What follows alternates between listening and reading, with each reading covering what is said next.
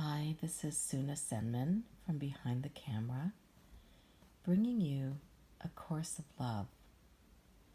This is a book that I'm just starting to read, and I will do that together with you. Beginning with the prelude. This is a course in miracles. It is a required course. The time for you to take it is now. You are ready, and miracles are ready. Pray for all those in need of miracles. To pray is to ask. But for what are you asking? This is the first instruction in the Course of Miracles. All are in need of miracles.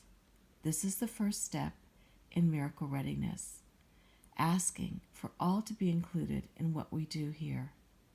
By praying for all those in need of miracles, you are praying for all to learn as you learn.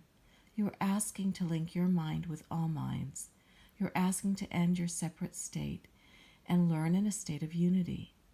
This is a basic recognition that this is the only way you learn. The separate self or the ego does not learn. Even when the ego has taken many courses and received many teachings, the ego has not learned but has merely become threatened. Spirit does not need a course in miracles. If the ego cannot learn and the spirit does not need to, then who is this course and all other such courses for? Learning our true identity, the identity of the self that is capable of learning, is something everyone must do. Can the ego learn this? Never. Does spirit need to? No.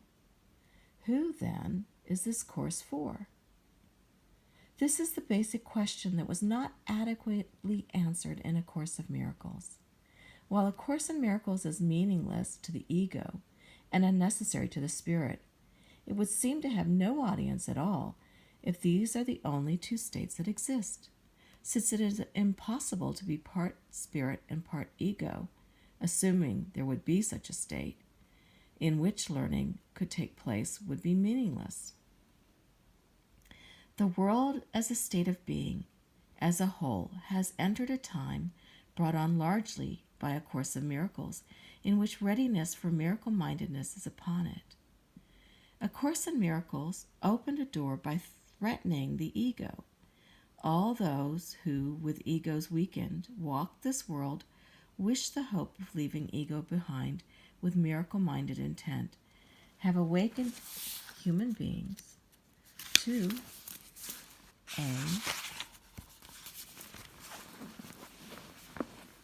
new identity.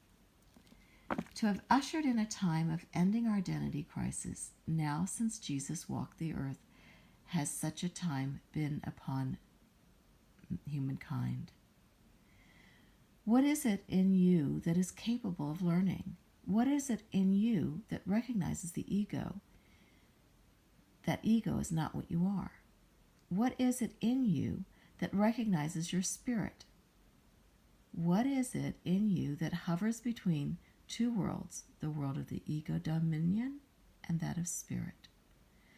What recognizes the difference? The Christ in you. It is easy to imagine how the Christ in you differs from your ego, but not as easy to recognize how the Christ in you differs from spirit.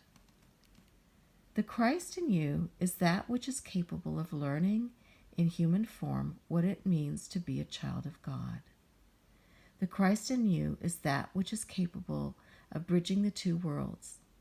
That is what is meant by the second coming of Christ. The ego is what you made. Christ is what God made. The ego is your extension of who you think you are. Christ is God's extension of who He is.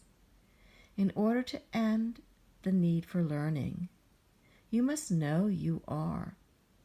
You must know who you are and what this means.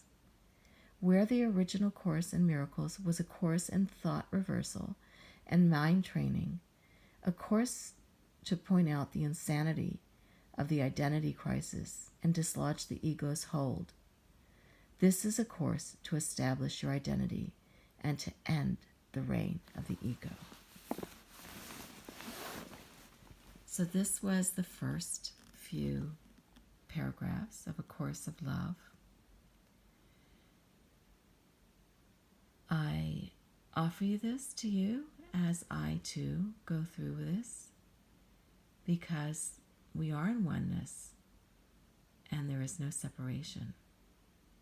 As you learn, as I learn, as we learn, as learning occurs, we shall experience the new and beautiful. With blessings, blessings, blessings from Suna Senman.